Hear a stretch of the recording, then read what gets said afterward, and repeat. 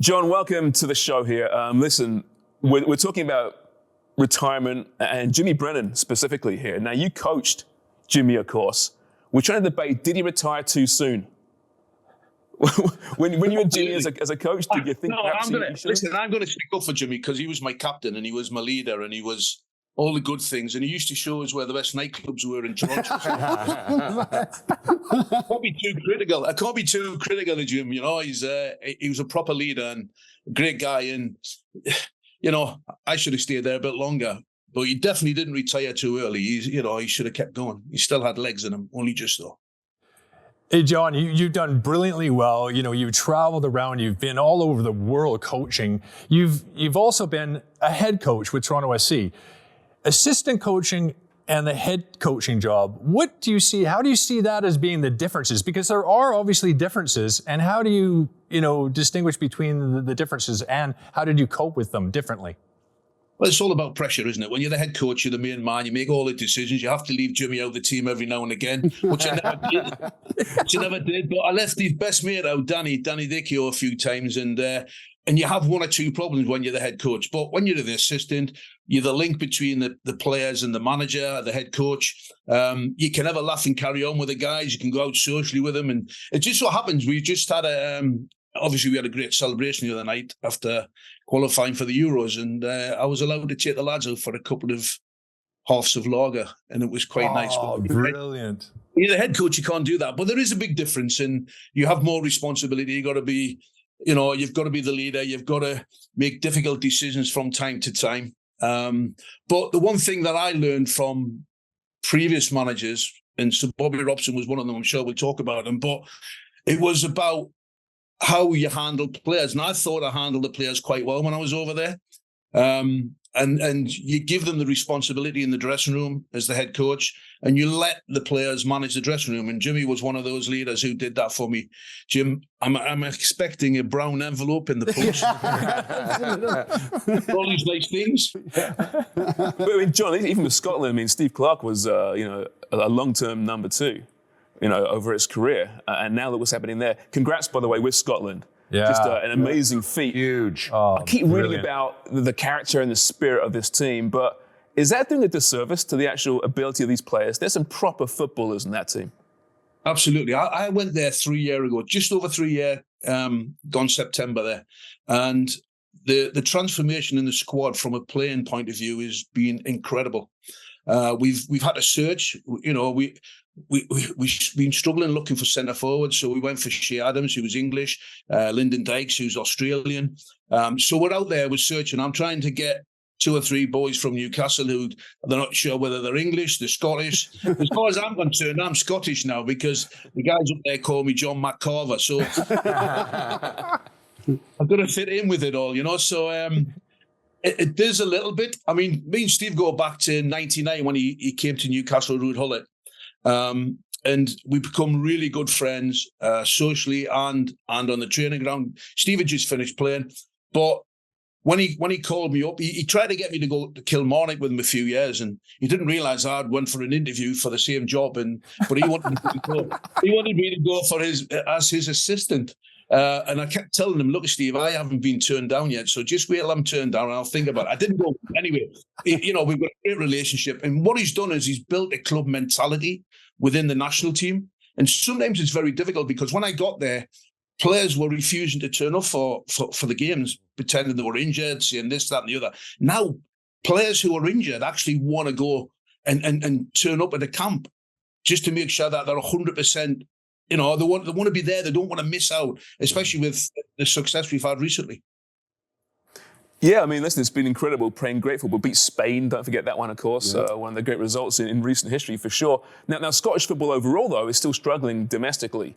The Premier League's got its issues. What has turned the tables internationally for this country? Well, I think what's happened is, and if you look at our national team, we don't actually have many players that are actually playing in Scotland. They've all gone south of the border now. And to be honest, if they're going into the Premier League, we like that. But the Scottish League is very, very important. And it was so disappointing to see the sides go out of Europe pretty early. I think Dundee United did, Aberdeen. You know, some of the sides up there that we were hoping, Hearts, Hibs, we wanted them to have a good run in Europe, because experience in Europe obviously helps us when it comes to national team football. So, because it's a different type of football. But we can never sort of knock the Scottish League, because it's our bread and butter, and we have to get our players from Scotland originally before they move south. So it's a very, very important league to us. And as it happens, Steve and myself are going up in 2 weeks' time for both semi-finals on the Saturday and the Sunday. So looking forward to that. And it's important, because I live sort of on the border. I actually live where they built the Roman wall to keep the Scottish people out of England. Hadrian's Wall. Hadrian's Wall, yeah.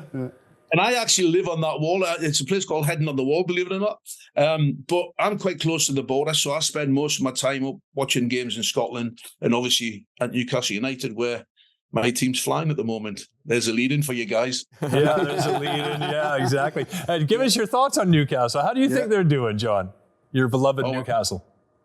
Listen, it's chalk and cheese compared to what it was like when I was there as the manager and assistant to Alan Pardew. It's very similar to the days under Kevin Keegan, the entertainers, and certainly under Sir Bobby Robson.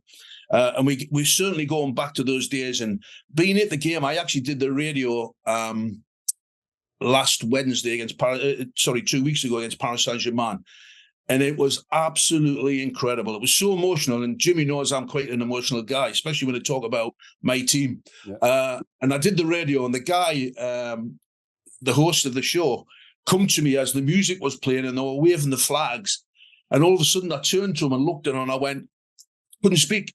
I had a big lump in my throat. I had a tear in my eye, because it was so emotional. It was taking me back to the 2003, 2002, when we were in the Champions League, and all the emotions of standing there in the dugout with Sir Bobby Robson, how proud he was and how proud I was. And I was in the ground, 20 years on from playing in the Champions League. It was quite an emotional evening for me. But what a fantastic performance tactically.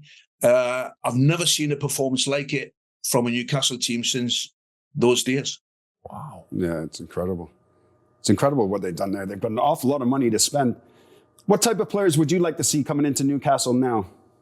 You know what? I think, and people talk about this, the business they've done has been outstanding, because what they could have done is they could have went into the market and said, right, we want this one, that one, that one, that one.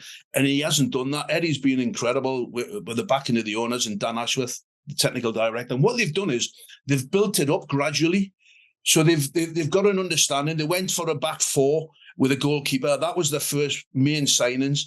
And they're doing it slowly, which for me is the right way to do it, because as soon as you start, people were disappointed when we didn't finish third last year. And I kept saying, no, just enjoy the moment, finish fourth, qualify for the Champions League. You don't want that fifth place and playing 10,000 games in the Europa League, which interferes with your league form. I said, be happy with fourth, because don't forget, I was with Bobby when we finished fourth, then we finished third.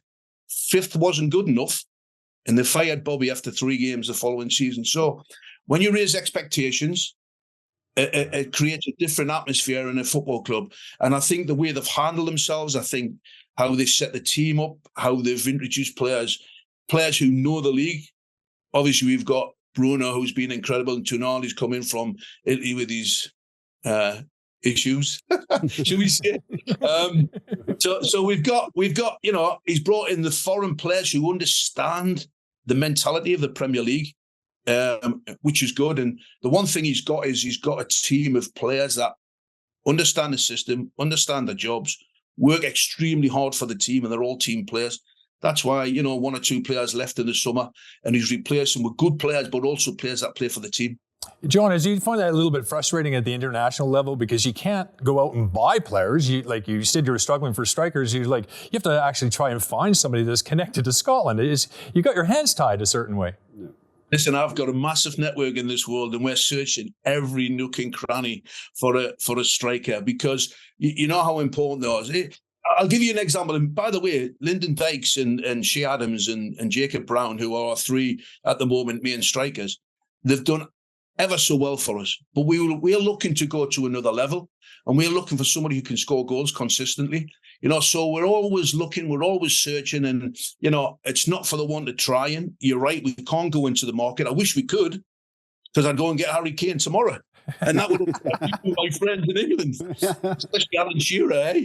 So if we could find a guy who would get us 15, 20 goals in a campaign over Euros and World Cup, we'd be in a much stronger position. But let's not forget the guys that we do have, the John McGinns, the Scott McTominay, the Callum McGregors, Kieran Tierney's, Andy Robertson. We've got abundance now of talented players. We've got some really exciting young players, Nathan Patterson and Aaron Hickey, both now playing in the Premier League with Everton and Brentford. So for me, and I've missed one young talented footballer who is exceptional, and that's Billy Gilmore at Brighton. He's worked his way into that team. He has a manager who believes in him, and we certainly believe in him. And so we have a lot of talent. It's finding the right balance in the big games. And you know what? Okay, we've lost against Spain, controversially, I must say. And the prophecy seems to follow me wherever I go. As we know, Jim, eh? Yeah. MLS officials. Anyway. Still all these years later. I love it. You I love won't let it lie. You know what I'm like. I won't let it lie. So, so losing to Spain, who was seeded 5th for the Euros, losing to France, who are probably my number one in the world. They've got a great chance of winning it, who are ranked 1, and England, who are ranked 2. So 3 games like that, in the last sort of 2 camps, is amazing experience for our lads to play and for us to play against, because we're playing against the top seeds and winning the Nations League last year and getting promotion into the top pot. Everything's going in the right direction, but it's about continuous learning and developing these young players. And like I say, we only have them for 10 days. We borrow them from all these clubs around Great Britain, and we've even got lads playing in Italy now. Young Ferguson, Nathan Ferguson. He's playing for Bologna and he scored last night. And there's talk about him going to Juventus. So we've got players also playing abroad that are doing really well, that are pushing their way into Steve's selection, and that's why the pressure's on him, because he has to pick the team. And Well, John, you mentioned MLS. What are your thoughts on MLS now? Ryan Gauld, for example, in Vancouver's had an incredible season. Is he on the radar for Scotland? If not, can they're all. Listen, let me tell you, I've still got my network. I keep telling you, and he's definitely on the radar. There's 1 or 2 other lads out there. There's 1 or 2 younger players that people, and I'm not going to talk about them because people may not be aware that they are Scottish as well. So we've looked into the background of family connections, which is very important for us. So, MLS is, the standard is far better than what it was when Jimmy was playing. It's so true. It's night and day. I can't be nice to you all afternoon. No, it was. I mean, it's progressed, and I keep a real close eye on it, because there's a lot of guys who actually played for me and now coaching out there. I mean, Robbo was recently with DC United. The centre half, what's his name? Tyrone Marshall. He's now coaching out there. Yeah. Nana Decora is a sporting director in USL, I think. So there's quite a few of the guys out there. Todd Donovan, they're all involved. So I try and keep an eye on what's going on. But it's certainly the product, I think, is better. I quite like the fact that when I was there, DPs were older, retired players like David Beckham, who were going there for the Swan Song. I think it's great how they've introduced this younger DP and try and develop the players. I think it's a fantastic idea. I just wish they would stop going for young American coaches and give me a chance to come back.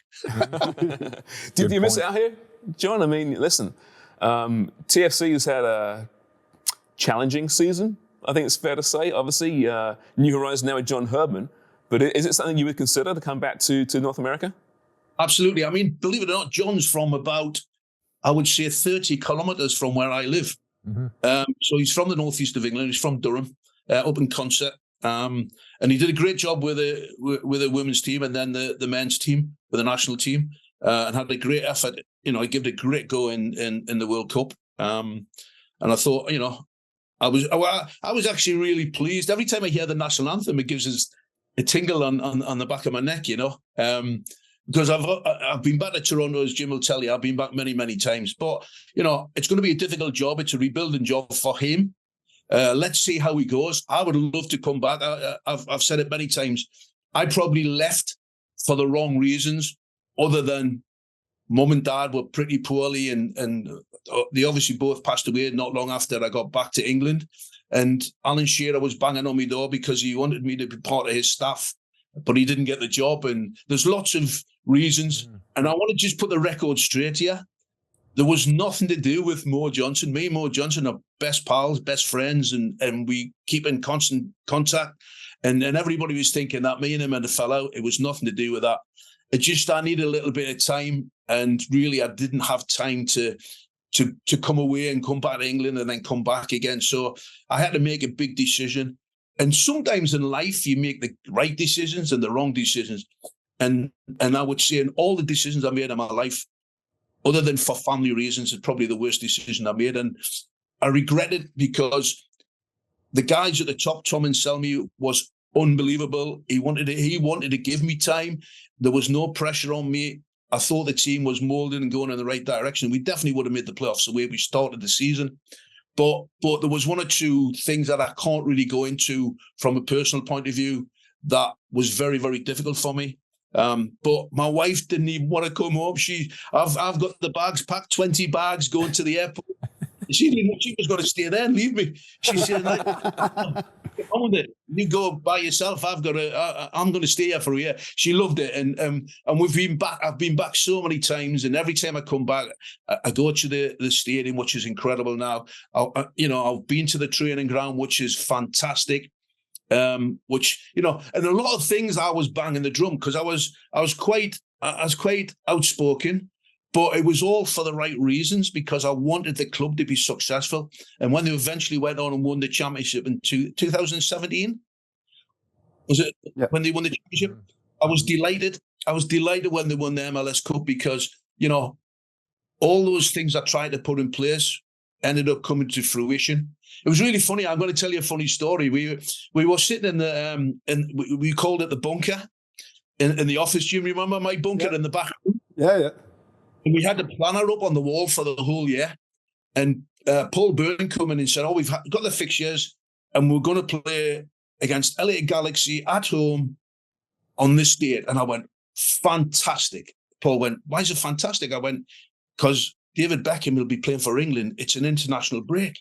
And Paul Byrne went, no, we need David Beckham to play. Last year, he has to play this year. I went, never mind David Beckham playing it, being midfield. Let me tell you, we're playing that game on that international break, all right? We can tell the league that we're keeping it as it is. And he just didn't get it. He didn't get it. You know, I was more about winning games. He was more about selling hot dogs and hamburgers, Coach Beckham. Bums and seats, right? Yeah. Different era, I guess. But I have, listen, it's really funny, you know, when I talk about Toronto and I talk about it with pride. Because I've seen after what happened in the first season and the team we were building and bringing in Guevara and De Rosario and Jimmy Brennan, who was already there. but bringing in players like and Carl Robinson, who I haven't even touched on, and I brought Lauren Rivera in, had to get rid of him because we needed some of his money to free up for some other players, and getting rid of Tyrone Marshall when he just had his fifth little child and sending him to Seattle. I felt it was one of the hardest decisions I've had to make. But when I put the team up I wrote the team on my flip chart, and I almost had a story about everybody. Some of them were funny, some of them weren't. There wasn't any funny stories about Jimmy. I just remember him scoring at Chivas, 1 goal, equalised, but we lost the game. I think, Jimmy, did we? Yeah, we did. We lost. Yeah, you're right. I did score that game. Yeah, you scored the equaliser. I remember it. So. No, he wanted to take me off. He wanted to pull me off, but there was nobody on the bench. Oh no, but it was a fantastic time, you know. And one quick story, because I think I need to tell you this, was when it was the international break, and we had everybody away, and most of our team was Canadian at the time. Jimmy was away, so we had to draft in all the young lads, Joey Mellor and Gay Garler and people like this, and Lee Clark.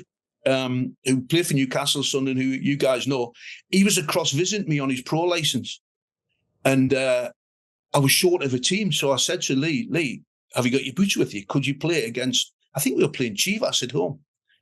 And he said, Johnny said, I'd love to play. I said, I've got a bad back. We ended up bringing in Tim Regan, who was our scout. He had to play. Right. He played left centre back, Jimmy. You remember it? That's right, yeah. And I couldn't get my head around the fact that we couldn't bring some young players in, but it was all about they would lose their amateur status with university and what have you. And so trying to get your head around all that was quite confusing. But I had to play. I think I had somebody played for me who might have been in jail for robbing a bank or something like that. You know him, Jimmy. You know who he is. I can't remember his name. Surely Dicchio. Listen. All right. But anyway, and the team was made up of a scout and a trialist and it was like, so they've moved a million miles since those days. Right. So I've got some. We could spend a whole day talking about Toronto for sure. John, listen, we'll get you back for sure because this would be a great conversation on the podcast. We also have to find out what restaurant, what kind of food he would want to eat when he comes back here. Yeah. I can tell you now, right? Business class flights straight into Toronto, then straight to Gretzky's for chicken wings. Oh, jeez. Great. Is Gretzky still there? No, I don't even know. Gretzky's We're getting a new place. John, yeah. Is it still there, Gretzky's? No, it's gone now. But we'll get you another place. We'll find somewhere similar. Yeah, for sure. Jimmy's got loads. I mean, even that pub that was picked up and moved across the road, the listed building where Mal the Kitman used to take us all the time. What was that called? The right by the Holiday Inn there. Yeah, I know the one you mean. Yeah. It was a listed building. Just down from Hooters. Yeah. That's right. Actually, you can take me to Hooters if you want. John, listen, thank you so much, mate. This is really enjoyable. And listen, you are missed. You were always, from a selfish media standpoint, always the best interview. So thank you so much. Can I just say before I go, listen, guys, this is my TFC scarf that they presented to me. Brilliant. And obviously you can see it in Carver We Trust. There you go. But it was because I didn't like wearing red. So they give me a black and white one with the black and white stripes on it. And that was from the Red Patch boys. They looked after me. So fond memories. For sure. Thank you so much, John. Really enjoyed this. Cheers, guys. Take care. JC.